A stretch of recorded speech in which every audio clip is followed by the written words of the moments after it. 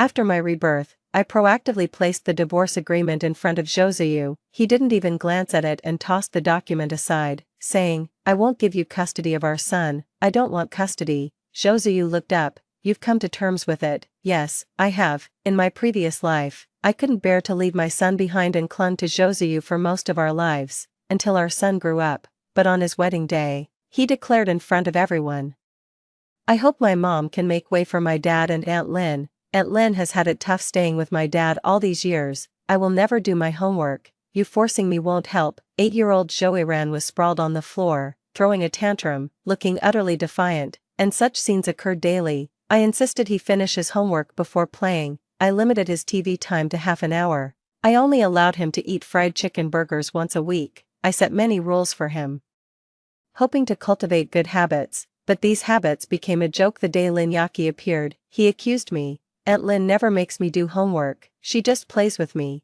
Aunt Lynn doesn't stop me from eating drumsticks, she says boys need to eat more to grow tall. I don't like you at all." I wish Aunt Lynn could be my mom. Even though I was heartbroken to hear these words in my previous life, I chose to forgive him. I thought he was just too young to understand, and that he would appreciate my intentions when he grew up. I still pushed him to study hard, to exercise, and to eat well. As an adult, he graduated from a prestigious university, started his own company, and married a well-matched wife. On his wedding day, the host asked him to thank his parents. In front of all the guests, he said to me, "I hope you can make way for my dad and Aunt Lynn, who has been with my dad for so many years." Lin Yaki cried like a fountain below the stage.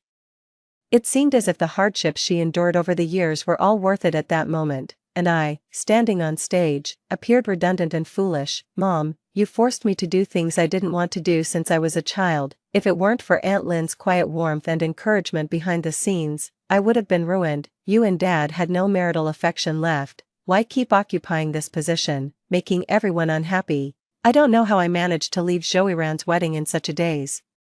All I knew was that after I walked out of the hotel, I was hit by a car due to jaywalking and then unexpectedly reborn. Watching my mischievous son at this moment, I nodded. "Okay, no homework." Joeyran, lying on the ground, looked up at me in surprise. "Are you serious?" "Of course," I said calmly. "Can I continue watching TV now?" "Not only can you watch TV, but you can also play on the tablet." "Can I eat chips while playing?" Joeyran asked, pushing his luck. "Whatever you want." "Why are you suddenly so nice to me?" Joeyran asked in surprise. I just smiled and said nothing. "An ungrateful wretch doesn't deserve my sincerity." "Is it because you're afraid I'll only like Aunt Lynn in the future and not you?" Joeyran said smugly. "Whatever you want in the future, I'll support it," I said deliberately, pausing between each word, "including your favorite Aunt Lynn." After satisfying all of Joeyran's unreasonable demands, he became increasingly uncontrollable.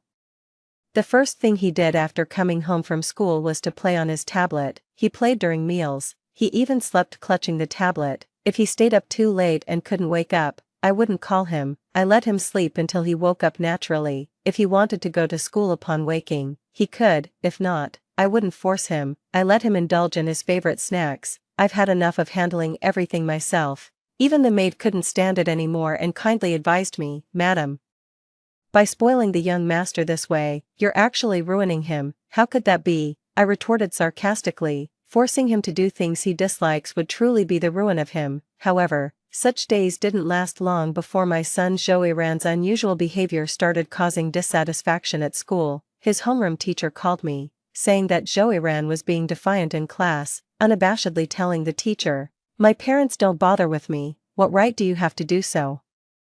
I'm sorry, I really can't control him. If there's any issue, please contact my husband instead." I gave the teacher my husband's number. After hanging up, I continued with my beauty treatment. When I finished my beauty treatment and returned home, I found Joseu, who rarely comes home, standing in the living room. His face looked extremely unpleasant, his voice tinged with sarcasm. "Shunshi, your tactics are getting more sophisticated, using our son to force me to come back." I did indeed want Joseu to come back. After all, calling him was useless. I can't remember when Joseu and I started having such a hostile relationship. We were clearly in love freely, married voluntarily, shared hardships, and started a business together. Once the company stabilized, I stepped back to focus on supporting my husband and raising our child. I devoted too much energy to our son. And by the time I realized something was off with Josuyu, he had already emotionally strayed. His attention was on Lin Yaki, a 20-year-old intern at the company, youthful and delicate. I accidentally saw the messages between Josuyu and her. Josuyu wrote, "You remind me of my wife when she was young. She was as lovely and delicate as you, and now," Lin Yaki asked, sending a curious and cute emoticon, "now, she's gotten plump, and sometimes being intimate with her feels a bit sickening." I never expected to be perceived that way by Josuyu.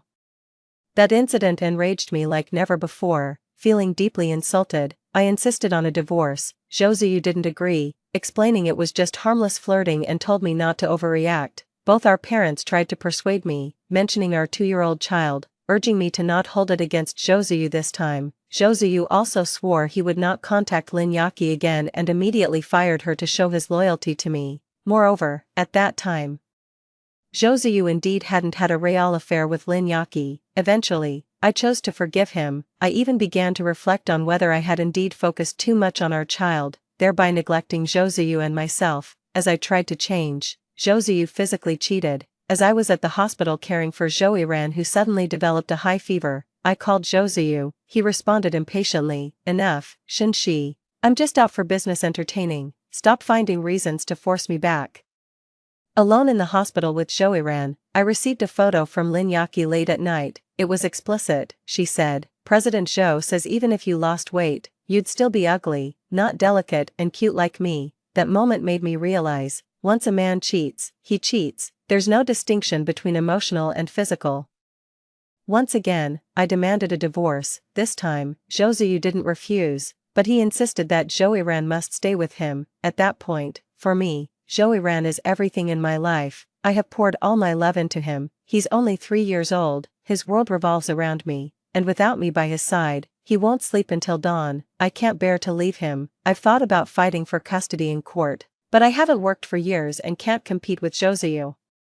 Our marriage has been entangled like this. He never gave up on seeking custody. I've always insisted on having it. As time went by, Joiran grew up, and I seem to have gotten used to this broken marriage. Sometimes, getting used to something can be truly terrifying. I deeply despised Josuyu's infidelity, yet I ended up spending most of my life with him. Fortunately, fate gave me a chance to start over. I opened the drawer and calmly handed the divorce papers to Josuyu. When he saw the papers, he laughed sarcastically. "Shinshi, I thought you had come to your senses after all this time without making a fuss. What's this now? Isn't the money I give you each month enough?" "It's not enough," I replied. "How much do you want?" Josuyu asked generously. "Half of the company's assets." "What are you thinking, Shinshi? Have you lost your mind?" Josuyu was furious. "The company was founded together by us and belongs to our marital assets. I've consulted a lawyer, and I am rightfully entitled to half," I asserted. "And then," Josuyu said impatiently, "unless we divorce, all this remains marital property. So isn't that what I'm doing now?"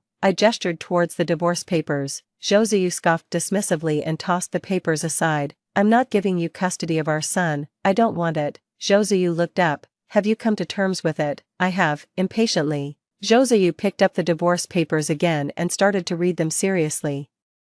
"I didn't ask for more than what I was entitled to. Furthermore, I willingly gave the custody of Joiran to Josuyu." Josuyu frowned deeply and put down the papers. "Shinshi, you'd better not regret this. Giving up custody means you can't see our son without my permission. I know, once we divorce, there's no way we'll get back together, even for the sake of our son." Josuyu threatened. "Sign it," I urged, not wanting to waste words with Josuyu. If I hadn't been kept away from him, the first thing I would have done after my rebirth was to seek a divorce from him. Seeing my resolve, Josuyu signed his name flamboyantly. "Shinshi, you brought this on yourself. If it weren't for your constant pressure, considering our son and our years of history, you could have remained Mrs. Zhou for life. It's you who didn't cherish that." "Who cares?" I said indifferently. In my previous life, maintaining a marriage with Josuyu was never about clinging to the status of Mrs. Zhou. It was purely the bond of blood. "Pack your things and get out of my house," Josuyu said as he threw the signed divorce agreement at me. My bags were already packed. I was just waiting to divorce Josuyu. I turned and walked upstairs. Joiran had also come home from school with Josuyu, having been told by his teacher to reflect at home for a couple of days before returning to school. He had been hiding in a corner. eavesdropping on my conversation with Joseu, seeing me leave. He hurriedly followed. Are you really divorcing Dad? Joey asked me. Happy now, I said lightly, carrying my luggage. No one will be there to boss you around anymore, you can do anything you want, I said softly. Aren't you afraid that after you divorce Dad, no one will want you anymore? He asked. Who told you that no one would want me? I asked with a laugh, looking at him. Grandma and Dad both said it, Joey replied calmly. They said you're not good enough for Dad. That no one would want you after you divorce him, that you wouldn't dare to divorce Dad. I couldn't help but laugh. I had seen through Joseu a long time ago. I didn't expect his mother to be the same. She always pretended to be a good person, complaining about her son in front of me, acknowledging how hard I worked raising the child. Turns out, behind my back, she just saw me as a free nanny for her grandson. But of course, it doesn't matter anymore. From now on, they are just irrelevant people. Just promise me you'll really stay out of my life, as well as Dad's and Aunt Lynn's, and I'll plead with Dad not to divorce you. Joey negotiated with me. No need, I said, gently patting his head. Take good care of yourself from now on, because from now on, his growth has nothing to do with me anymore. I left, dragging 2 large suitcases behind me. I didn't look back. I moved into a nicely furnished apartment I had found in advance, near University A.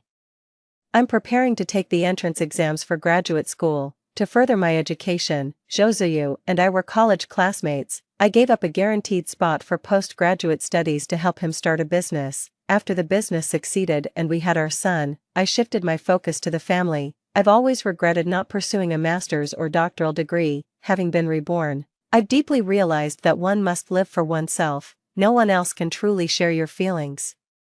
The day after I moved out of the Zhou family villa, I saw Lin Yaqi had posted on her social media. She had added me first, at the company's anniversary celebration, which I attended with Joseu. Lin Yaqi complimented my earrings and asked for the link on WeChat. Later, she got the same pair of earrings, not bought by her, but gifted by Joseu. Her post today read, "Poverty limits my imagination. Is such a huge backyard meant for playing football?" Attached was a photo of the back garden of the Zhou family villa. Clearly, her intention was to declare to the world that she was now openly with Joseu, no longer the shameful mistress. I promptly liked the post, a match made in heaven, shameless and eternal. After I liked the post, Lin Yaqi immediately messaged me privately. Shinshi, you wouldn't mind me posting that, right? Zhu insisted I post it, saying he's been unfair to me all these years, to provoke me. Lin Yaqi occasionally sent intimate photos of her and Joseu, or wrote about how much Joseu loved her, then she would delete them shortly after, with a quick apology. Sorry, sent that by mistake. I used to lose my temper and argue with Joseu because of her antics. Ultimately, it only worsened the relationship between Joseu and me. He hardly came home anymore, even taking Joey to celebrate his birthdays with Lin Yaqi. Every time Joey returned from Lin Yaqi's place, he would say, "Aunt Lin is so nice to me, she's gentle and beautiful, I want her to be my mom." Looking back, I don't know how I endured it all in my past life. Fortunately, the pain was deep, leaving no room for attachment. I replied with a smile, why would I mind? Didn't I already give you a like? Are you showing off for Zhu? Lin Yaqi assumed that my divorce from Joseu was just a spur-of-the-moment decision. I didn't want to deal with it anymore. It wasn't worth wasting time on such people. I was about to block Lin Yaqi, then she sent another message. You forgot to take something with you. Impossible. I check every day. There's no way I could have left anything behind. Lin Yaqi then sent a photo. It was a box of condoms. I generously replied, I've given them to you, they're expired. Lin Yaqi sent a laughing emoji and added, you haven't finished these from years ago. Zhu uses several each day here. We can't buy them fast enough. Well, isn't that perfect? The trash I don't want. You enjoy recycling. Consider it making good use of waste. I replied calmly, who are you calling trash? Lin Yaqi was instantly infuriated. As she furiously typed, I blocked her right away. Out of sight, out of mind. After blocking Lin Yaqi, my social circle felt much more refreshing. With no more disturbances, I devoted myself entirely to my graduate entrance exam preparations. A month later, I suddenly received a call from Joseu. He bluntly asked, Shinshi, where have you been hiding? If you didn't want to divorce, why the act? It's too late now. I then remembered, today was the last day of the divorce cooling off period. It was time to go to the civil affairs office to get the divorce certificate. I'm heading to the civil affairs office right now. I hung up the phone and didn't dare delay a second longer, pressing the gas pedal straight to the civil affairs office. Josué saw me arrive with a sarcastic smile. When we went to register for the divorce, we had agreed to meet at 10 o'clock this morning. It was already noon, and the staff at the civil affairs office had gone off duty. Shinshi, when you made me sign the divorce papers, I had said regretting it later would be futile. What are you trying to pull today? We must get divorced, Josué sneered. Fine, I agreed readily. I should thank you. If you hadn't stepped aside, I wouldn't have known how well Lin Yaki, despite her young age, could take care of children. When you looked after our son, it was chaos, but everything has been perfect since Lin Yaki came, Josué boasted. Congratulations on marrying such a capable wife, I responded, still being tough. Josué said with disdain. Let's see how long you can keep it up. When I received the divorce certificate, I breathed a huge sigh of relief. I was afraid that my delay would exhaust Josué's patience and he would walk away. I really didn't want to waste another moment on him. Shinshi, Josué called out loudly behind me because I was leaving quickly. From now on, we have nothing to do with each other. If you ever regret this, I drove off, not wanting to hear another word from Josué, now free. I felt even more motivated in my studies. Every day, apart from studying hard, I made sure to exercise regularly. I couldn't let myself end up with health issues like in my previous life. Half a year later, after relentless effort, I finally succeeded. During this period, Joey called me, hesitantly asking, Mom, did you miss me? I honestly replied, no, because Mom has been very busy. Today is my 9th birthday. He sounded somewhat dejected. Happy birthday. I smiled as I offered my blessings. Don't you want to spend my birthday with me? Your father said that without his permission, I can't see you alone. Can't you ask Dad for permission? Joey was somewhat agitated. No, I can't. Why must you always be at odds with Dad? Actually, Dad, let's not talk about this anymore. I have important things to do. I took the initiative to hang up Joey's call. This was something that would have never happened before. I used to wait for him to hang up first before I would put down my phone. See, actually, there's nothing that can't be let go of, as long as you're disappointed enough. One late night during my graduate studies, I suddenly received a call from Josué. I hadn't blocked Josué because I thought he would never contact me first. Indeed, over a year since our divorce, he had been a decent ex, as good as dead, half asleep. I didn't check who was calling. Hello, Shinshi. I'm not going to give you another chance. Josué's voice was cold. Huh, I was utterly confused. Was he possessed? Lin Yaki is pregnant with my child, and I'm going to marry her, he declared proudly. Congratulations, I said politely, though annoyed to be woken up in the middle of the night. Huh, Josué seemed to scoff. Then he hung up the phone. I didn't take it seriously, that is, until I received the wedding invitation from Josué and Lin Yaki. I suspected they sent it to the wrong person. But my full name was on the invitation. Of course, just because they invited me didn't mean I had to go. I simply threw the invitation away. But then that day, Joey called me. Mom, why haven't you arrived? Arrived where? I hadn't caught on yet. At the hotel for Dad and Aunt Lynn's wedding. I didn't say I was coming. But didn't Dad send you an invitation? I came early to save you a seat. Why aren't you coming?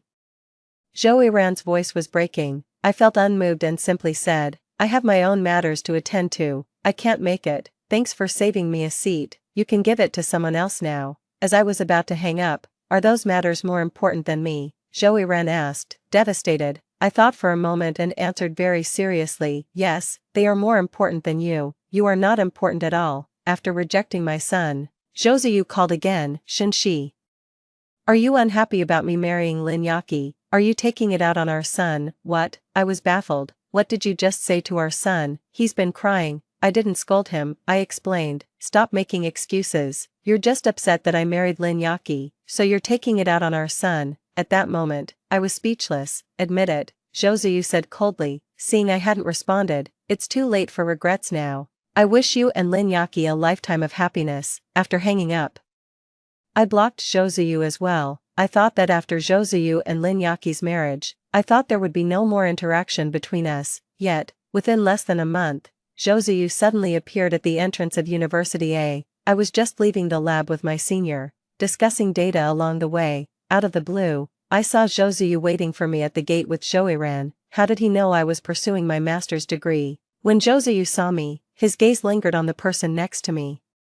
It seemed like there was anger in his eyes, or perhaps it was just my imagination. He said sarcastically, I was wondering why you abandoned your son. It turns out Shin-shi has a new love. Does he know you were married and have a son? I'm aware. Before I could speak, my senior, Chin-jiching, responded proactively. I heard her ex-husband was a scumbag.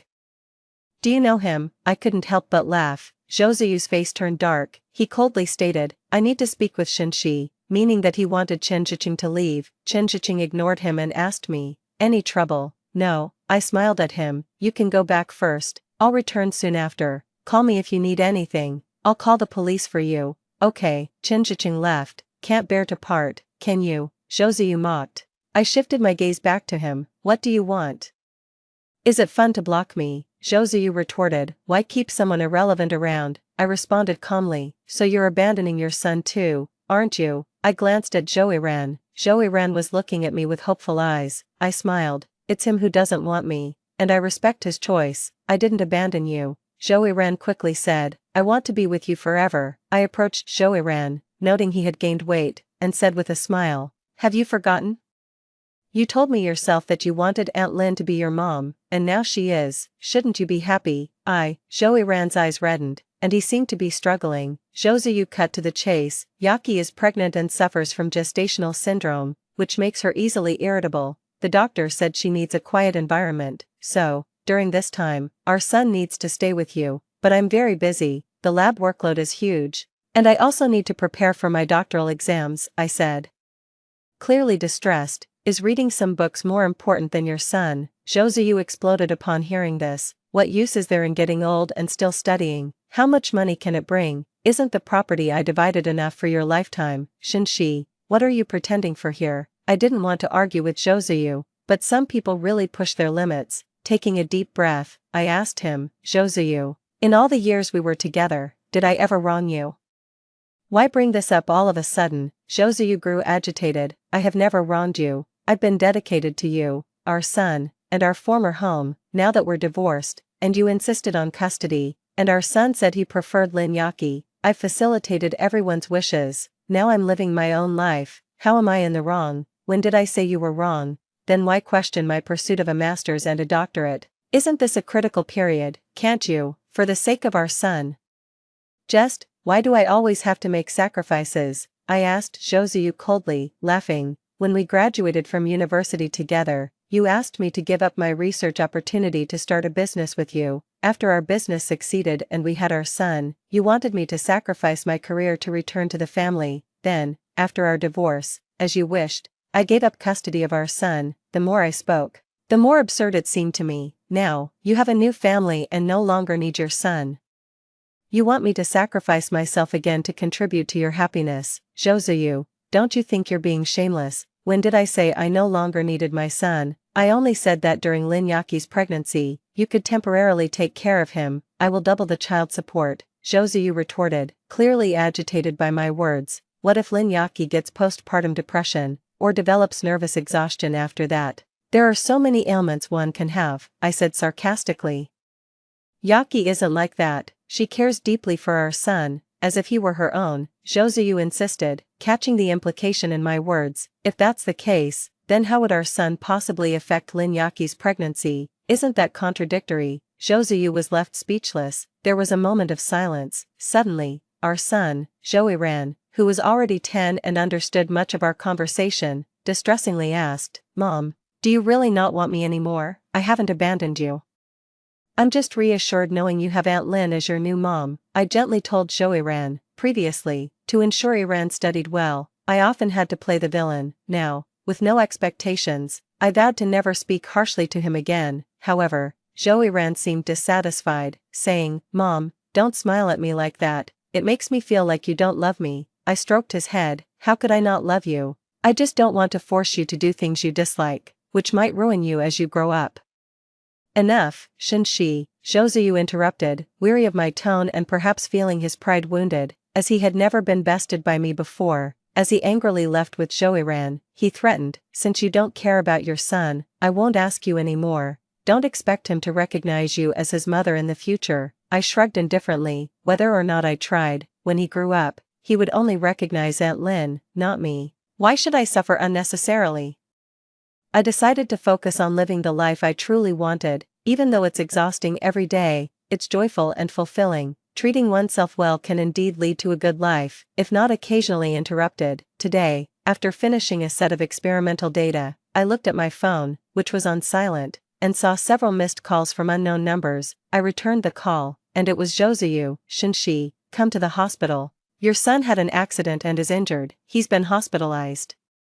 I hesitated but eventually went to the hospital. Regardless of everything, Joiran is still my biological son. Even if there's no affection, there's still responsibility. I just arrived at the hospital room door. I could hear the heated argument inside. Lin Yaqi screamed, Joseu, how long will it take for you to send your son away? If you don't do it soon, I might end up dying at his hands. It'll be a double tragedy. Look, Iran doesn't dislike you. Why can't you just leave him alone?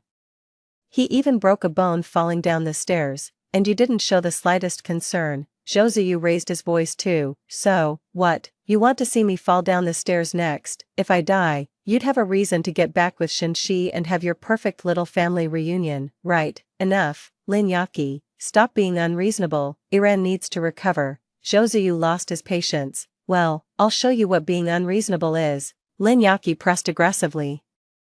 I'm laying it out today, either you get rid of your son or I'll jump off a building with the child in my womb. Iran is only 10, where do you expect him to go? Joseu's voice trembled with anger. I don't care where he goes, I just can't stand seeing him anymore. Lin Yaqi was adamant, otherwise, prepare for a tragedy. With that, Lin Yaqi turned and left. As soon as she stepped out of the hospital room, she ran into me. Lin Yaqi was clearly taken aback when she saw me. I was stunned too. Was this still the delicate, youthful girl from before, now heavily pregnant? She could easily be mistaken for an older expectant mother. It had been only 2 years. Shinshi, what are you doing here? Lin Yaqi was like a lit fuse, ready to explode at anyone. I heard from Joseu that Iran was hospitalized, so I came to visit him. Are you here to see Iran or Joseu? What, trying to seduce Joseu while I'm pregnant? Is she out of her mind? But her being irrational anytime and anywhere isn't surprising. Though I hadn't seen Lin Yaqi in the past 2 years, but having been with Joseu for many years, we share common friends. Occasionally, I hear from them that ever since Lin Yaqi found out she was having a boy, she started causing trouble nonstop. Any slightly attractive female staff at Joseu's company would be accused by her of trying to seduce him, pushing them to resign. She also didn't allow Joseu to attend any social events. If he did go, she would show up and create a scene, causing him to lose many major projects. They say Joseu was nearly driven mad by Lin Yaqi. Listening to all this, I found it somewhat amusing.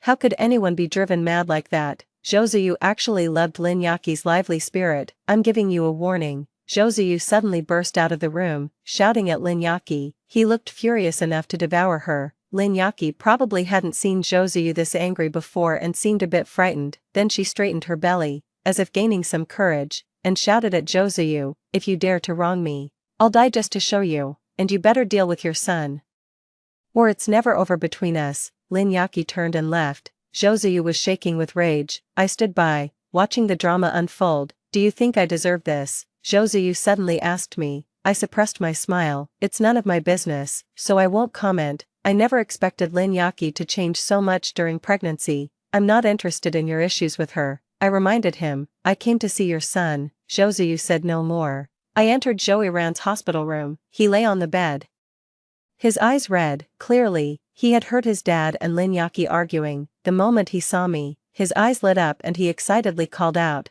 Mom. I nodded, rather unenthusiastically. I simply asked him how he was doing. He told me that when he came home from school today and was going upstairs, he ran into Lin Yaqi. He claimed that Lin Yaqi deliberately pushed him down the stairs, but Lin Yaqi insisted that he didn't want her to have another child who would compete for attention.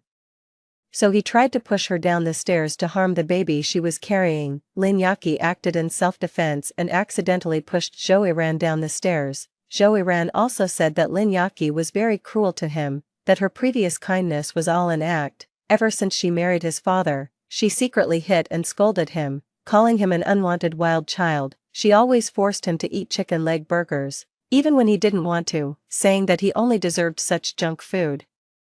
The more Joiran spoke, the more he cried. I listened but remained calm. Indifferently, I reminded him, you shouldn't be telling me these things, you should talk to your dad or your grandmother, they don't believe me, they only believe Aunt Lynn. Zhou Ran cried sorrowfully, they only care about the child in her womb, they don't care about me at all, they don't love me, they despise me. Mom, can I come live with you? Zhou Ran clung to me tightly. I'll be good and listen to you from now on, I won't say bad things about you anymore. Mom, I know you really love me, it was all my fault before, I shouldn't have spoken ill of you and disliked you, I was wrong, can you forgive me? Zhou Ran kept crying, he was truly afraid that I didn't want him anymore, but the truth is, I didn't want him anymore. I gently but distantly pushed his hand away and said, Iran, everyone must take responsibility for their choices. When you chose Aunt Lynn, Mom had already left your world, but I regret it now. I know I was wrong. If you regret it, then you should change yourself, not try to change me, I said calmly. My life now will not change for anyone, especially not for you and Zhou. I coldly left Zhou Iran's hospital room. There was no possibility of forgiveness, nor had I ever considered forgiving him. Shinshi, when did you become so cold-hearted? Iran is your own son, how can you just abandon him? Don't you feel that you owe him? Zhou stood at the door of the hospital room, angrily confronting me. I paused, responding methodically to Zhou. Firstly, according to our divorce agreement, I have been providing child support every month. I have fulfilled my responsibilities as a mother and have not neglected him. Secondly, Zhou Iran is also your biological son, and you have custody. So you should be the one to manage your household affairs and ensure that Zhou Iran has a comfortable living environment. Lastly, our marriage ended because of your infidelity. You have no right to say that I owe Zhou Iran anything. If anyone owes him, it's you. Zhou flushed with embarrassment. After a moment, he seemed to muster great courage and asked me, Shinshi, must I humble myself before you? I looked at him, puzzled. By doing this, you want me to apologize to you voluntarily, to say that I regret divorcing you to marry Lin Yaqi. Fine. I admit, I was wrong.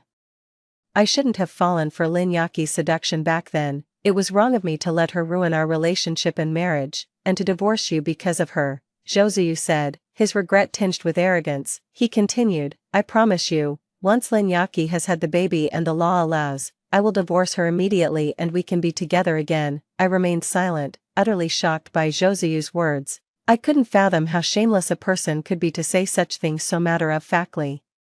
I know you've been single these past 2 years, Zhou added, you've been improving yourself, focusing on your studies and keeping fit. Is it all just to make me regret, to make me see? So you think I'm living my life just to show you? I couldn't help but laugh. Shinshi, we're not getting any younger, there's no need to go through these motions, just take the deal. I'm not that patient. Zhou seemed uninterested in a drawn-out conversation. He said, I still have a large flat. You and our son can move there first. After I divorce Lin Yaqi, you can move back into the villa. I didn't respond, just looked at Zhou and laughed. Zhou was getting frustrated. What are you laughing at? Are you that happy? I'm laughing at how someone can be so utterly shameless. Shinshi, Zhou fumed. I don't know where you get the confidence from. Thinking I would remarry a reckless man who's been irresponsible in his relationships and is arrogantly proud of it. Am I sick?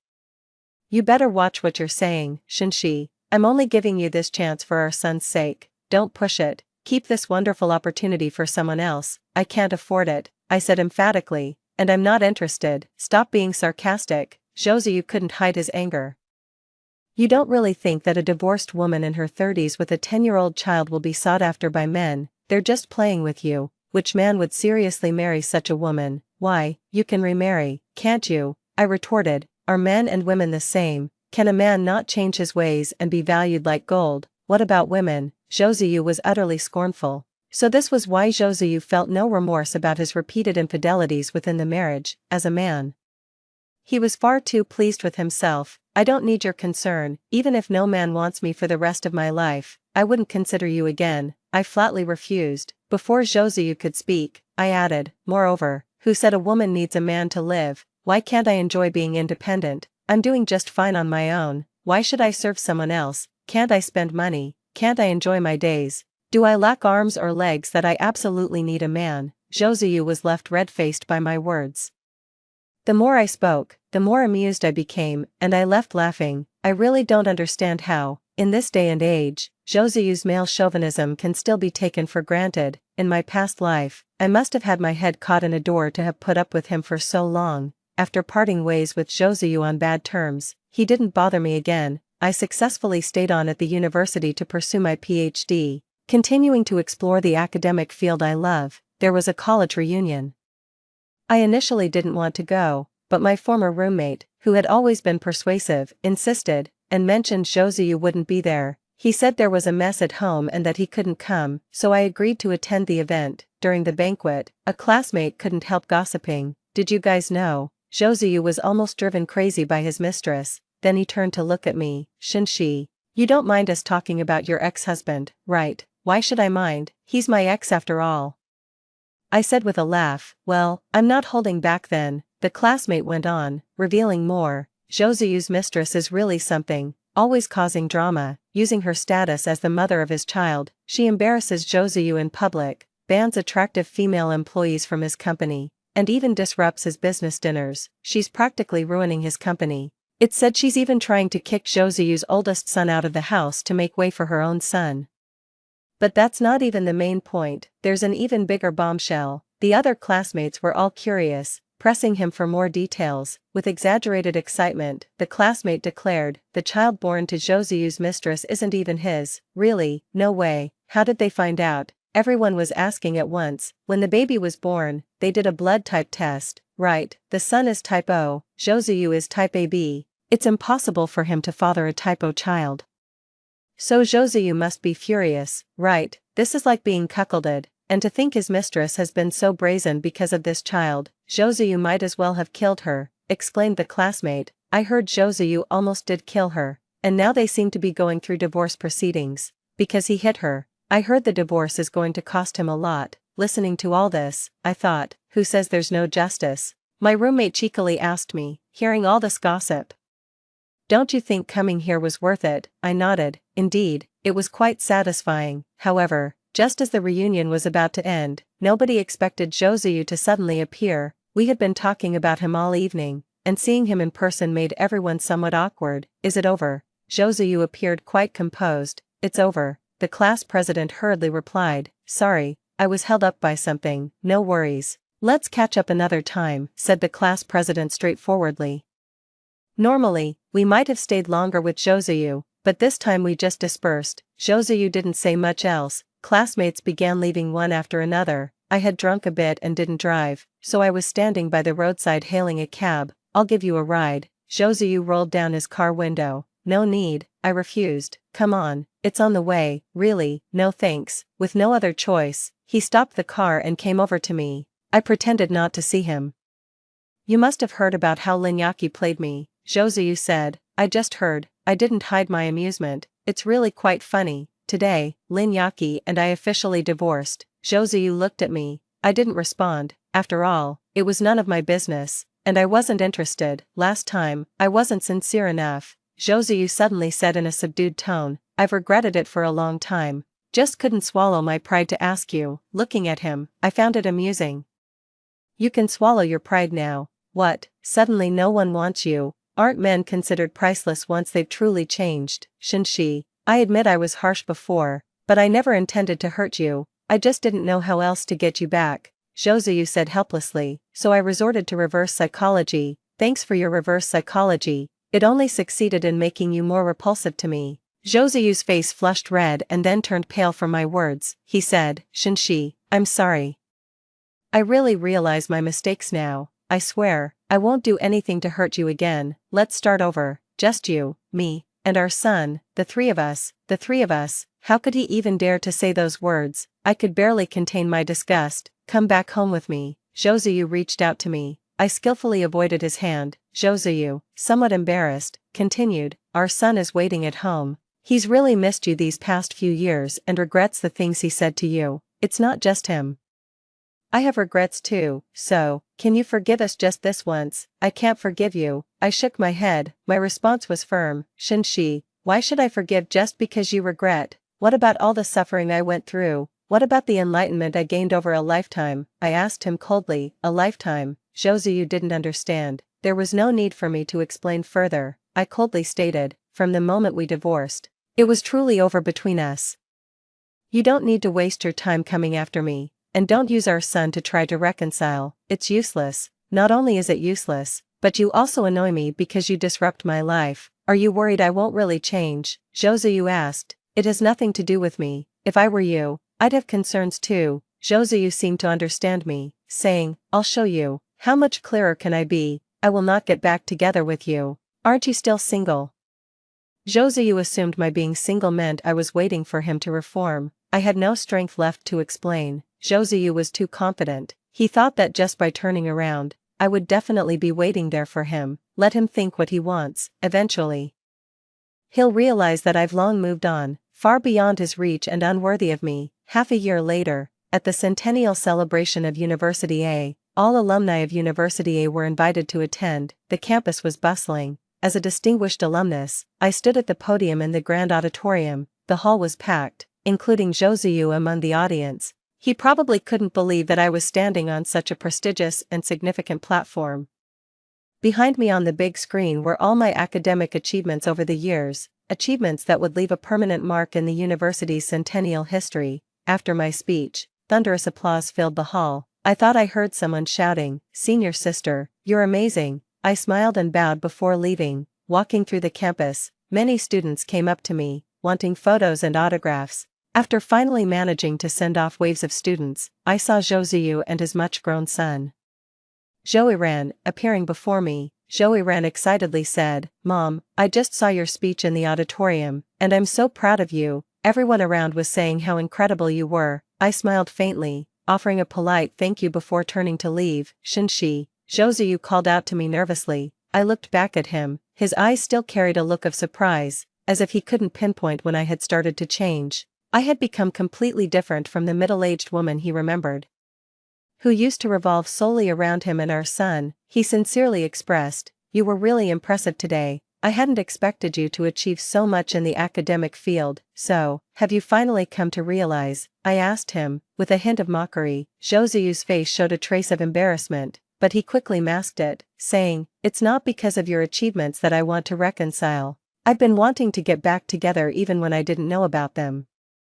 I know you've always resented me for betraying you," Joseu said anxiously, seemingly realizing that I was drifting further away from him. He said passionately, "The truth is, I've always loved you. My thing with Lin Yaki was just a fleeting attraction and male vanity. I never once thought of divorcing you. Lin Yaki and I were just play acting." It felt like the biggest joke I had ever heard in this life and the past one. But I did not interrupt him. Joseu continued regretfully.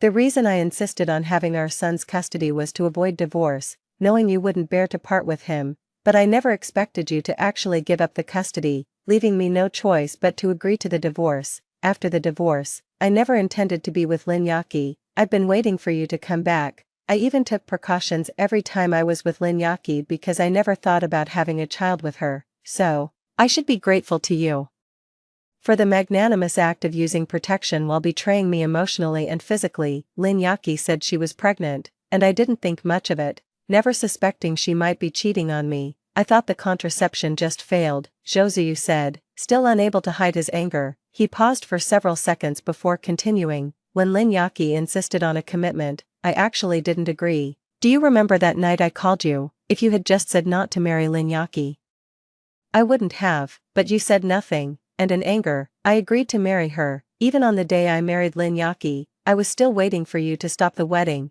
If you had come, I would have chosen you, but you didn't. I had no choice but to marry Lin Yaki." Listening to Joseu's so-called love for me was really hard to assess. He continued in agony, "After marrying Lin Yaki, she caused endless dramas, making me a laughingstock in the business world.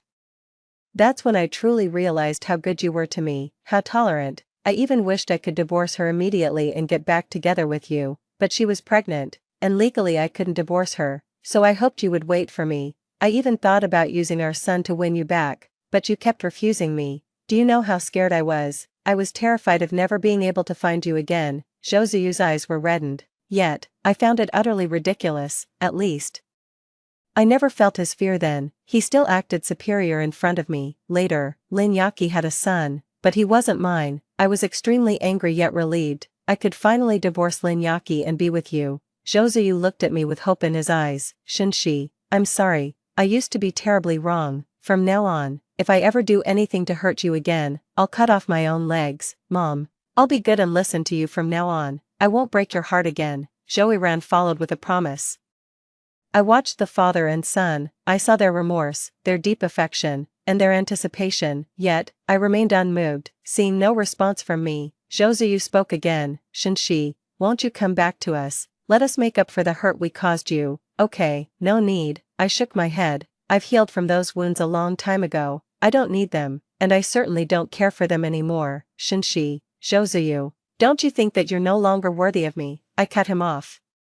Mocking his presumptuousness, Josue quickly tried to clarify his stance. Shinshi, it's you the person I like, whether it's the you from the past or the you now, regardless of whether you're outstanding or not, and why should I, being so outstanding, settle for scraps? I asked him with a laugh, not sparing him any dignity. His face turned red, probably out of shame. Still, he didn't give up. He said, Shinshi, haven't you always been single? So being single is his reason to assume I would come back to him. I smiled and turned my gaze away. Shinji-chan quickly came to my side and naturally wrapped his arms around me, clearly eager for my acknowledgement. He casually greeted Josue and Joiran, ex-brother-in-law, and big son. Josue's eyes were fixed on Shinji-chan's hands around my waist. Shinshi, to reject me? Did you have to pick just anyone? It's not just anyone. I knew what Josue was about to say, but I ran out of patience and spoke bluntly. I'd been single for so many years because I enjoyed being alone. Now, I'm not single because I find this man worthy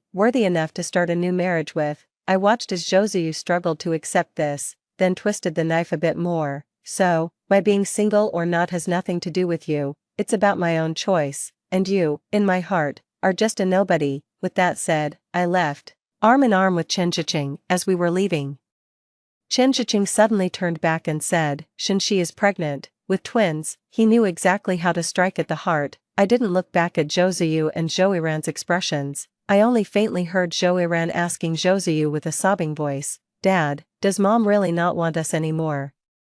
Yes, Josue's voice was restrained. She really doesn't. She hasn't for a long time. It was him who had been deceiving himself all along. Story 2. People always said Zhou Qingchuan was indifferent and aloof, but he pursued me like a dog for 10 years, until I was pushed into a raging fire. He didn't hesitate to abandon his fortune worth hundreds of millions and followed me into the inferno, reborn into this life. I decided not to be the bad woman who kept him hanging, and instead devoted myself wholeheartedly to treating him well. Unfortunately, it seems he was reborn too. Lin Huan, do you still want to treat me like a dog like in your past life? Huh. I was cornered by him, forced to sign a divorce agreement. He said he would never want me in this lifetime, absolutely never. When I was 11, someone cruelly broke 5 of my fingers. From that moment, I vowed to become someone at the pinnacle of this world, by any means necessary, without scruples. Later, I did many wrong things and eventually, I was retaliated against and pushed into a fire. As I was being swallowed by the flames, I thought of nothing. But then, a white figure burst into my view and held me tight. It was Zhou Qingchuan, my husband, the man who loved me so deeply, a man without any blemishes in his life except for me. As we turned to ash, I thought, if there is another life, I swear I'll dedicate my heart and soul to only being good to him. 2. This is the divorce agreement, sign it. The flickering lights made my thoughts swirl. The man standing opposite lowered his eyes, hiding the coldness in his gaze. Zhou Qingchuan, don't be like this. I tried to grab his hand, his veins throbbed, and he quickly withdrew his hand. This was the first hour and 41 minutes of my rebirth. Suddenly, I felt an inexplicable sense of relief. Zhou Qingchuan finally realized I was a bad woman who deceived him out of his money and emotions. He didn't want me anymore. 3. I sat in a cake shop, looking through the thin glass, watching 2 figures swaying in the opposite school building. Zhou Qingchuan surely didn't know I was secretly watching him explain a problem to that girl, who was nearly clinging to his sleeve. Yes, in this life, Zhou Qingchuan should know who is kind and who is innocent, but still, I propped up my chin and sent a message to that girl. Xiaomiao, how are you seducing your brother-in-law? 4. Lin Xiaomiao is my younger sister, to be precise. She is the real daughter, and I am the fake one. I was picked up by Lin's mother on a stormy day when I was 12. Everyone thought it was a coincidence, but it wasn't. To make Lin's mother find me pitiful on that rainy day, I deliberately broke my own leg. I wanted glory and wealth, to be above everyone else, to never taste that bone-deep humiliation again. When Lin Xiaomiao was 16, she was found and brought back to the Lin family. She was always kind, innocent, and pure. The things I had to break my bones to achieve, she obtained without doing anything. I hated her. I wondered why she didn't have to fall into the mire and taste the pain. 5. I am such a wicked and bad woman. So, in my past life, I suffered a lot. Perhaps, Lin Xiaomiao was really like what those people described. She was like a goddess, so I must have angered the gods. In this life, the only person who loved me also abandoned me. I curled up on the sofa, staring at the divorce agreement on the coffee table. Zhou Qinchuan, are you coming home tonight? This message lying in my phone had gone unanswered for 4 whole hours. Zhou Qinchuan's disposition was always indifferent. His friends always complain that he is as cold as ice, but in my past life, I never felt that way. To me, he was like my dog. He would come whenever he smelled me, always rubbing against me, ready to hold my hand the moment it was free. Forget not replying to messages. If I said one thing, he would respond eagerly with 10, but now, a message popped up, and I thought it was from him. I hurried to check, but it wasn't. It was from Lin Xiaomiao, a message accompanied by a picture. Sister, I didn't mean to seduce your husband, I just want to help manage our father's company, so your husband was just introducing me to some people. In the photo, the girl stood next to him with a charming smile. They looked like a perfect match. I must have called Zhou Qinchuan a dozen times, he didn't pick up, and eventually, he just blocked me. Actually, Zhou Qinchuan was never good with social niceties, he was all about academia. In my past life, to take some shares of my father's company from Lin Xiaomiao, I asked him to help me win over those in the pharmaceutical industry. He did it without a word of complaint. I never considered that he was a professor from a prestigious university. Too dignified to bow down and beg favors from those people. I only remember one incident from my past life. I was discussing a partnership and got drunk, so I called him to pick me up. The private room was filled with influential figures, and as I leaned against the sofa, I watched his pale figure approach step by step. Come here, calling him over as if teasing a dog. A highly respected medical professor, a man who never lowered his chin in his daily life. Being joked about by me in public like that must have felt exhilarating at the time. Everyone thought he would storm out, but what did Zhou Qinchuan do then? He walked up to me step by step, then he naturally squatted down and grasped my ankle. He adjusted my dangling high heel. Looking up, his eyebrows seemed like a gentle mural. It's getting colder tonight, don't catch a cold. Huan. He liked calling me that. But after being reborn, he never called me that again. I'm a light sleeper. So I woke up the moment he came home. I lay there, wanting to see what he would do seeing me completely unguarded, but he just walked past me, not even willing to cover me with a blanket. I sat up and threw the divorce papers at his back. The man paused, his spine attractively visible. Don't damage it, if I have to draft it again, you won't get as much. Under the moonlight, I sat there watching him, his tone calm. A shadow of a cloud hid in his pupils, mixed with obscure coldness. I won't sign. I stared at him intently. He seemed to expect it, nodding. Okay, then we'll go to court. Zhou Qinchuan, you bastard. I lunged at him, trying to grab him, but he subdued me easily. Under the curved moonlight, he pinned me on the couch. His hand gripped my neck, not gently at all. I bit the base of his thumb. He seemed not to feel the pain, but suddenly, he let go. A gentle touch brushed across my cheek. So you can cry too. He left these cold and ambiguous words behind.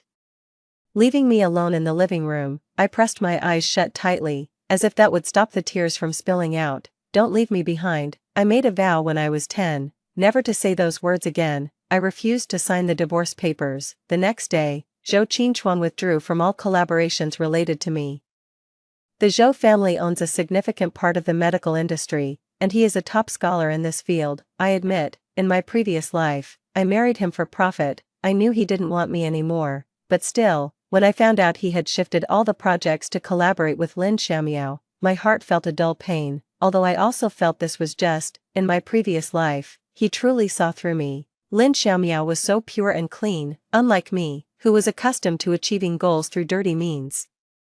His withdrawal from the collaboration served as a warning to others in the field, and suddenly, I found myself completely isolated. I decided to try and win Zhou Qinchuan over again. Zhou Qinchuan, are you at school? I made some lunch, can I bring it over? I didn't dare to hope that he still had feelings for me, but I genuinely hoped he could remember our past and not be too ruthless. Staring at my phone, which showed no response, I felt my face thickening with shame. After yesterday's quarrel, when it came to matters of benefit, I still had to beg. I planned to cook him a delicious meal and deliver it personally. Then I realized a problem. I had no idea what Zhou Qingchuan liked to eat. On the contrary, he probably knew my likes and dislikes by heart, as feeding me all sorts of delicacies was his greatest obsession in his previous life. I wasn't that delicate, but I enjoyed being capricious in front of him. Zhou Qingchuan, this noodle is too hard. Zhou Qingchuan. Who would eat such soft noodles? Zhou Qingchuan, I don't like spicy food. Zhou Qingchuan, when did you start cooking so blandly? He only got angry with me once. His dark eyebrows and eyes stared at me intensely, his tone cold and serious. Huan, do you think I will always stand by your side? I looked down at my manicured nails and told him, then you can leave. That was my response, and he really did leave, in sub-zero weather. He stormed out without his coat, probably fuming with anger. Around evening, I sent him a message, Zhou Qingchuan, I miss you. Within moments, the door was opened, he suddenly pulled me into his arms, the cold air mixing with his warmth, his tall nose pressed against my neck, and I heard him say, yes, I will always stand by your side. You see, training Professor Zhou in my previous life was even simpler than training a dog. The third time I cut my hand until it bled. Staring at the boiling unknown substance in the pot, I snapped back from my memories. Realizing that I was not talented in cooking, I ended up ordering takeout from Linchuan Pavilion, and transferred it into my own thermos. After all, there wasn't much difference between home-cooked and takeout, probably. Sorry, sister, I didn't know you also brought lunch for Teacher Zhou. He has already eaten the meal I made. Lin Xiaomiao stood in front of me, visibly flustered and panicking. Call him brother-in-law. I smiled at her, noticing her hands tighten within her sleeves. Zhou Qingchuan, I stood in front of the man who was eating his meal, head bowed, ignoring me. I took the chopsticks from his hand and replaced the lunchbox in front of him with mine. He stared at the dish for a moment before finally fixing his deep, dark eyes on me. Look, I extended my hand, covered in band-aids, towards him. I got these cuts while cooking for you. It took me a long time. Won't you eat my cooking? I met his gaze calmly, yet it felt as if I was on the verge of shattering. Finally, he sighed. Lin Huan, this dish looks exactly like the ones from Lin Chuange. Did you learn it from them? I pretended not to understand the teasing in his words and decided to just let everything go. Zhou Qingchuan, just tell me if you will eat it or not. It seemed like whenever I got angry, he would soften and coax me. I was used to this, but I had forgotten that this wasn't the same as our past lives. Yet, he still bowed his head and slowly ate the seafood congee in front of him. Obediently, just like the Zhou Qingchuan of our past life who would do anything I asked. After finishing, he watched me as I bent over for the first time to clean up the lunchbox. Lin Huan, he called my name, clear and refreshing like a stream. I'm allergic to seafood. After 2 lifetimes, you still can't remember. Shocked, I looked up at him. His usually pale wrist was now noticeably red and rashy, plainly visible to me. Is torturing me to death the only thing that makes you happy? Zhou Qingchuan had a severe seafood allergy, from the redness starting at his wrist to his incessant coughing and eventually difficulty in breathing. It only took a few minutes. How could you let him touch seafood at all? The doctor said if we had brought Mr. Zhou in any later, he might have died. Sister, how could you not know about this? Why didn't you know? At the hospital door, Lin Xiaomiao looked at me with teary eyes. Her voice tinged with a cry. She liked Zhou Qingchuan, I knew that. Otherwise, I wouldn't have given him a second glance in our past lives. Well, he drank it himself, didn't he? I weakly defended myself when the door to the hospital room opened. The nurse nodded, indicating the patient was awake. Through the slightly open door, I saw Zhou Qingchuan sitting on the bed, looking at me. It seemed he had heard every word of my feeble defense. His gaze was empty, void of anything, even disappointment. Lin Xiaomiao rushed to his bedside. Mr. Zhou, how are you? I followed, but the man, silent for a long time, suddenly coughed. Lin Huan, his voice was low, his dark eyes staring straight at me. My heart skipped a beat, and I instinctively walked towards him. Can you never appear in front of me again? This was Zhou Qingchuan's request. I don't know why my reaction was even more intense than his. I stormed out of the hospital room, slamming the door behind me. Yes, I manipulated situations. I was heartless, I was utterly wicked, but why? Why couldn't he still stand by my side? Why couldn't he just stand by my side? No matter what kind of person I was, he chose Lin Xiaomiao over me. When I got home, I happened to spot the stuffed toy lying on the sofa. It was a limited edition dragon that he won for me before we got married. He thought of it as just an ordinary gift. Back then, I had no clue that to win this dragon, he had scoured 5 malls and emptied 4 claw machines. In the end, he presented it to me in a bar. That day, I had him drink a lot. His ears turned red, slightly tipsy. He pulled out the dragon from behind his back. Lin Huan, he called my name. Can you look at me? He hid behind the dragon, waving its claws at me. Can I stay by your side, even if, it was a faint sigh, barely audible next to me. He threw away all the dignity of being Zhou Qingchuan. Even if I have to be the backup, that's fine. It turns out, memories really do haunt you in the dead of night. As I stood at the door of Zhou Qingchuan's hospital room past midnight, that's what I thought. The night was silent, the curtains barely covering the window. I stood beside his bed, looking down at the man who seemed restless even in his sleep. Zhou Qingchuan's face, undoubtedly, had the charm that made college girls daydream about him. With his high nose bridge and sharp brow bones, he always carried an air of pride. How come? He's been entangled with me for most of my life. I unconsciously leaned closer, only to find myself caught in his cold, deep gaze. He had woken up at some point, leaning against the headboard, watching me. His look was so cold. I instinctively stepped back. Have you finally grown to dislike me? I sniffled. For some reason, under the dim moonlight, I suddenly found myself smirking at him with a bit of self-mockery. Surprised, he said, clearly biting each word, shouldn't I dislike you? I felt a dark sharpness expanding around him. He sat up straight, his earnestness heartbreaking. You're so selfish, so utilitarian, always resorting to the lowest tactics. Shouldn't I dislike you, Lin Huan? But so what?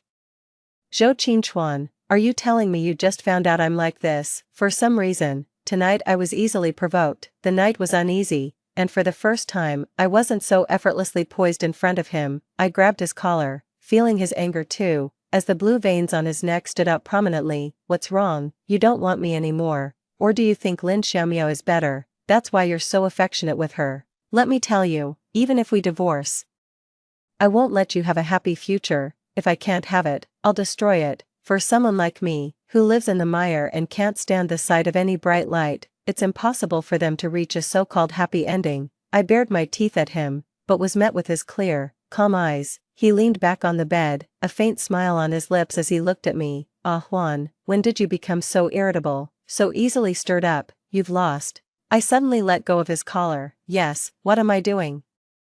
Not only exposing my weaknesses. At this moment, if I wanted to find a way to get through the current difficulties, the best solution would be to appease the man in front of me. In my past life, I was adept at this, but looking at the man who now sat composedly before me, my throat felt clogged, and I couldn't speak. After a while, I swallowed the words, please, I beg you. Instead, I said, fine, just you wait, Zhou Qingchuan. I can do just fine without you. Also, I will not lose.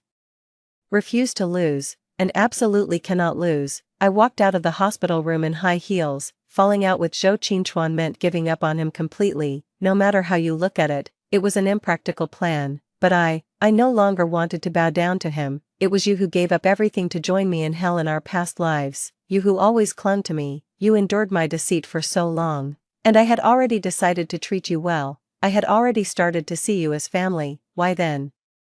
I stared at my reflection in the elevator mirror. Luckily, I walked away so quickly, he couldn't see my eyes, red and swollen with tears. Why, tell me now, you've come to your senses. It felt like being thrown back into the mire. Zhou Qingchuan's departure triggered a series of chain reactions. Everything unfolded just like in our past lives. Lin Xiaomiao gradually won everyone's favor, while I became the universally despised villain. The only difference was that Zhou Qingchuan, who had always been by my side in the past life, was no longer here. Miss Lin really knows how to hold her liquor. The middle-aged, slightly corpulent man approached me, reeking of alcohol. I struggled greatly to suppress the urge to pour my drink over his balding head. This collaboration was crucial. My father had already begun to lose hope in me, showing a clear preference for nurturing Lin Xiaomiao. Over the years, my ambition to climb the ranks had made me too many enemies.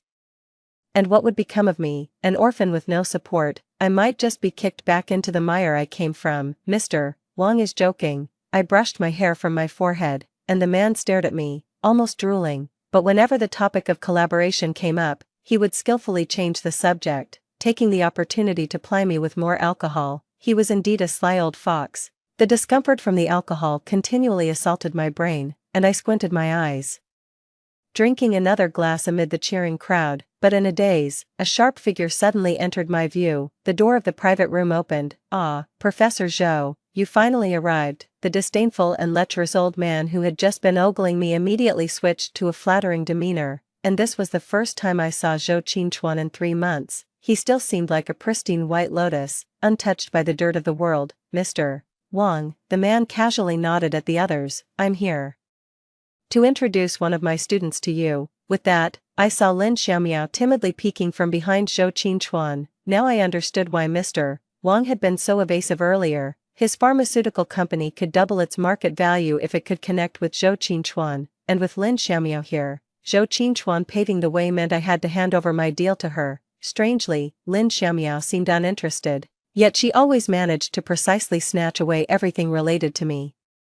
The deal fell through. I feared that if I stayed a few seconds longer, I wouldn't be able to stop myself from throwing my drink, half on Mr. Wang's head, half on Zhou Qingchuan's head, so I pretended to greet them and walked out of the private room. But as I supported myself along the hallway, something felt terribly wrong. My body felt strange, as if something was burning up. My head was heavy, my feet light, my body weak. What had that old man, Pai Yongda, put in my drink? The next second, I was abruptly pulled into a corner nearby. I struggled violently, but my body was too weak to fight back. "Hee, Miss Zhou, can you just stay still? Everyone knows you're just a cast-off. You were adopted." There was Zhou Qingchuan, and you squandered that. "However, if you're willing to spend the night with me, I might just consider giving you this deal." His greasy voice exploded next to my ear. The drug was extremely potent. My limbs were weak.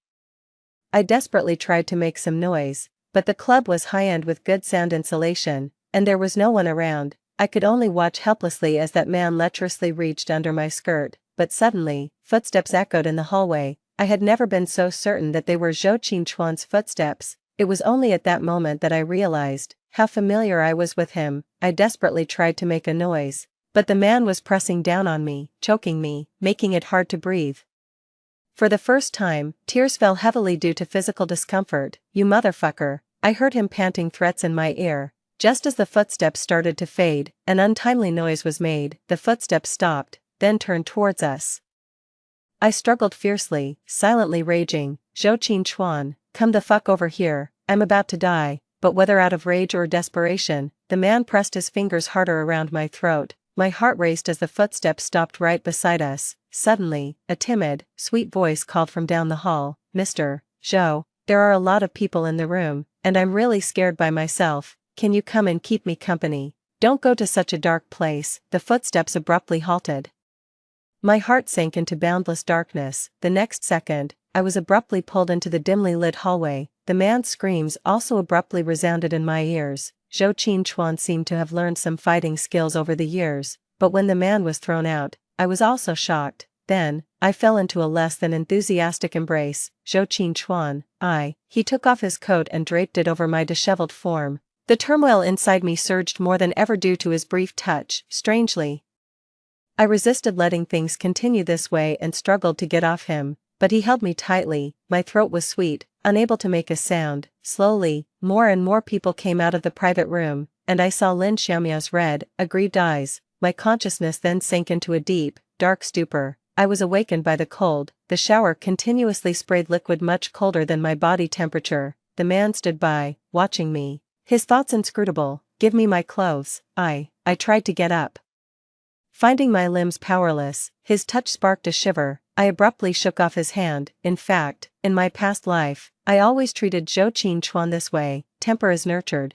and in my past life, his indulgence almost let me do whatever I wanted. "Mr. Wang gave you a very new drug. Are you sure you can walk out?" He looked down at me, his expression ambiguous. I worked in drug research and understood the lingering effects and antidotes for such drugs, and now the perfect antidote was right in front of me. if it were the me from my past life, I would have clung to him by now. But now, I hesitated. Suddenly, the sound of a belt unbuckling lightly echoed. I shivered, then the clear water splashed lightly. He grasped the back of my neck. The kiss came suddenly. Here, I'll skip the part about the antidote's effects wearing off, which nobody likes to read about. It felt like I was being rescued from a torrential sea.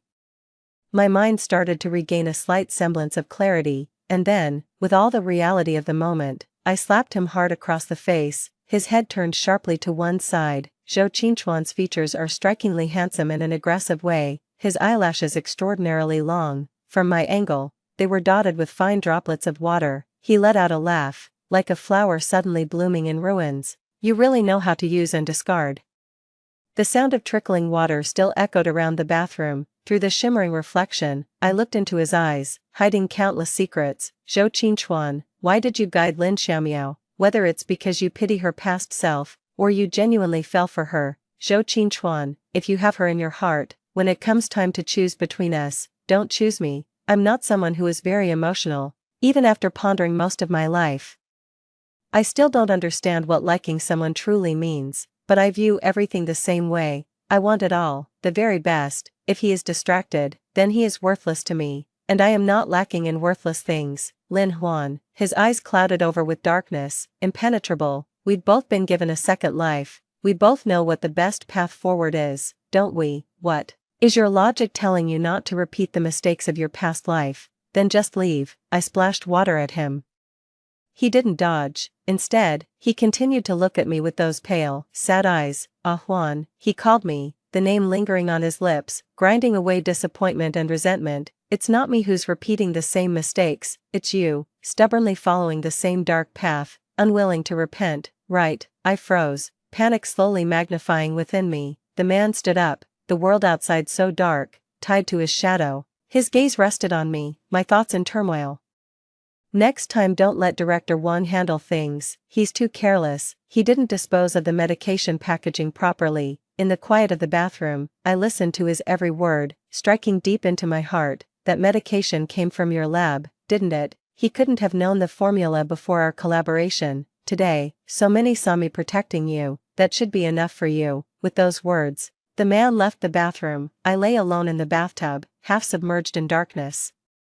I looked up, staring at the gloomy ceiling. Yes, that's enough, I can't lose. Director Wang might look a decade or two older than me, but he was actually my college classmate. Everything today was orchestrated by me. I gambled on whether Zhou Qingchuan would save me publicly. If he saved me, it would prove that our relationship wasn't as fractured as it seemed, and I could use him again as a leverage for my comeback. I won the bet. Now, there are probably many partners eager to contact me and restart collaborations, but why am I so afraid? The way Zhou Qingchuan looked at me when he left, I suddenly realized, my heart. It turns out I can also be so disoriented and panicked because of his disappointment. Destruction at the root is the relentless redemption of the soul. Why do villains in movies and dramas live so long? Perhaps they are just like me, shameless, having abandoned too much. As the year draws to a close, my position has finally been solidified once again. Lin Xiaomiao messed up several collaborations, and eventually, my father, the capitalist, shifted his focus back to me. Things were supposed to progress positively from here, but unfortunately, as I mentioned earlier, I had made too many mistakes and enemies in my past life. So, after 3 consecutive social gatherings, on my way home at midnight, I was abducted by several men in baseball caps and shoved into a white van without feeling any surprise. Who ordered you to kidnap me? I can offer twice the money. No, 3 times. Unequal negotiations always revolve around pleasing the other party, so as I was pushed into the vehicle, my mind was rapidly spinning. Unfortunately, they were unmoved, and suddenly a knife was pressed against my throat. TCH. They weren't after money, but my life. May I ask whom have I offended? Before I could finish my sentence, the knife had already pierced slightly into my skin. I shut up as a voice modified by a voice changer echoed in my ear. Don't worry, I don't want your life, I just need you to do something for me. The blade traced my veins, constantly reminding me that my life was hanging by a thread. Now, call Zhou Qingchuan, ask him for the key to the YDX2 formula. YDX2, I remember. This anti-cancer drug was about to be launched, spearheaded by Zhou Qingchuan.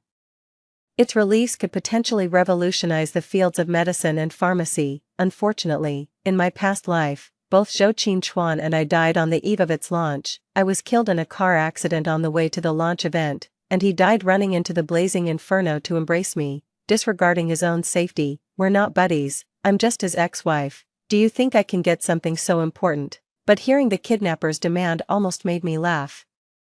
It might be the illusion I created that deceived them, making these people think that Zhou Qinchuan was still the same person I could summon or dismiss at will. Only I knew that even if I died now, it wouldn't cause him a ripple. Tell him you've been kidnapped. Tell him you're going to die. The blade finally drew a line of blood along my neck. The man eased up a bit, then pressed the knife tip against my chest. I really had no choice. From his tone, he wasn't lying. If I couldn't get the key, I definitely wouldn't survive the night. But YDX2 was essentially all of Zhou Qinchuan's life's work. Those people wanted the formula probably to launch it before he could. If I actually managed to get it, it would ruin Zhou Qinchuan's life, the brilliant and great future of Professor Zhou, compared to the life of a villain like me. It was clear I should sacrifice myself, but unfortunately, as I said, I'm a selfish person. Give me the phone. I can only say I'll try my best. The man seemed pleased with my compliance. Before the call connected, I prepared myself. First, I needed to use a perfectly pitched crying tone, then add a tremble to my voice. Say to him, Zhou Qinchuan, I'm about to die, please save me, because he always fell for my act of submission. This way, the chances of success might not be 70 or 60%, but definitely 30 or 40. But the moment the call connected, my mind went blank. Hello. Hearing his softly responding voice reminded me that it had been 4 months since we last spoke. I thought for a long time. Lin Huan, shouldn't you be the most selfish person? Lin Huan, don't you care about your own life? Lin Huan, you already owe Zhou Qinchuan so much, what's a little more? But in the end, as I looked up at the moon outside the window, tonight's moonlight was just too beautiful. I said, Zhou Qinchuan, happy birthday. I said, you're such a fool. Lucky that today happens to be your birthday. Don't fall for me in your next life, dummy. I lunged towards the tip of the knife, wondering what the greatest failure in life is. A miserly, selfish ghost. One day, I gave everything generously. It's so shameful. I've thought about being a good person. If I were born into an ordinary family, with a father and a mother, if I hadn't been kicked and pushed around by everyone from childhood. It's not that I don't want to be a good person. It's just that if I've lived until now, I couldn't possibly be a good person. But the definition of a good person varies from person to person. I bankrupted a company, sparing its owner the pain of experiencing its future failure. Am I not a good person? I'm too good, actually. However, I think Zhou Qinchuan is a good person in the conventional sense. After all, he's lived an upright life, never doing a single despicable thing. So, when he got close to me, all I could think about was destroy him. Destroy him. I couldn't destroy him. He's incorruptible, a world apart from me. I remember one night, after we became an item, he rose from me. I suddenly hooked my arms around his neck, our faces so close, his breath on my face, his intense gaze burning into me. Would you love me, even if I were a bad woman? I asked him, almost playfully. His Adam's apple bobbed gently. Then he stared at me, his sincere black eyes fixed on me. He said, I would. His fingertips touched the most sensitive part of my spine, biting my shoulder, softly enduring. When have you ever not been a bad woman? So I had already ruined him. There was no denying it. The world changes. I don't believe in 100% true feelings in this world. The only thing I'm sure of is his love for me. He managed to do something so difficult. So, if one day my broken life could have a glorious end, then I would reluctantly allow him to give it a grand finale. I stared at the ceiling, moving up and down. Is this heaven? Impossible. Not because heaven looks too much like a ship's hold, but because of the person sleeping next to me. How could Zhou Qinchuan and I possibly end up in the same place after death? You're awake. The person next to me glanced at me lightly, then pulled the slightly slipped blanket back over my shoulders. Where are we? On the high seas. We're probably approaching Copenhagen soon. That's quite a drift. Why didn't I die? You want to die that badly? I turned to look at him, his eyes dark, his complexion not so good, and his gaze a bit fierce. I raised my hand, stroking his stubble. So you came to save me after all. What's the cost? Zhou Qinchuan, give up the identity of a medical scholar, hand over YDX2, never to involve in this field again, nor step half into the country's territory. Right. I turned my head. the ship's rail framing the surging waves. The ones who orchestrated my kidnapping were led by my father, I should have known. My rights are too heavy, he needed to pave the way for his own daughter. In the end, I'm still just a stray dog that anyone can kick around. The sea breeze carried a faint, moist scent. I leaned next to him, tightening the blanket around me. Zhou Qinchuan, don't you have even the slightest grievance? He stared at me. Ah Juan, there are many things that I just do if I feel like doing them. I've tried taking a different path in life, but it wasn't what I wanted, in this world. Everything is rigidly defined, everything in black and white, but for you, I can break all the rules. In the dimly lit cabin, he gently touched my hand. If it means following a path to the end with you, then I'm ready to spend another lifetime by your side. I'm so infatuated with you, especially when you gave up your life for me. I really hate myself. My life is already a mess. What does it matter if I let go of my pride for you? He asked me what I was smiling about. I just think this world is hellishly fair. I looked up. I have nothing left, but I still have you. You have everything, yet you're stuck with me. I quietly said to myself, Zhou Qinchuan, let's not meet in the next life. I rubbed the tips of his fingers, then our fingers intertwined. This lifetime, let me protect you. Letter to Lin Huan. Yesterday, Mrs. Smith next door told me she saw you pacing at the garden gate for a long time before heading home. This morning, you rushed out of the door without a word, using grocery shopping as an excuse. I think you must have heard the news from across the ocean. YDX2 is indeed my life's work, and I had anticipated the unprecedented success it would bring to the Lin family. To be honest, I find the torment of not having spoken to you for 11 whole hours far greater than seeing my efforts used by others. I know we feel differently about matters of the heart. You can't understand my love for you, a feeling that for me transcends conventional meaning and even life and death. Therefore, you don't need to worry about hurting me. After all, your mere attention is a gift enough for me. You hid in your room last night and cried. I heard it. I felt contempt mixed with pity and annoyance, yet also a thrill in my heart. It shows that you care about me, and this slight concern makes me tremble with excitement. Almost desperate to hold you and kiss you, I constantly suppress these pathological, frantic thoughts, an assault of my mind upon you, my sin. So, you don't need to blame yourself, you don't need to. Just keep doing what you want to do, whether it's being flamboyant or humble, as long as it's what you want. By the way, to answer a question you always ask, why did I fall in love with you? I've said it many times before. That day, when your father brought you to the door, your brown scarf gently slipped from your shoulders. I saw you. What I mean is, loving you needs no reason. Because it's you, there's never been a reason.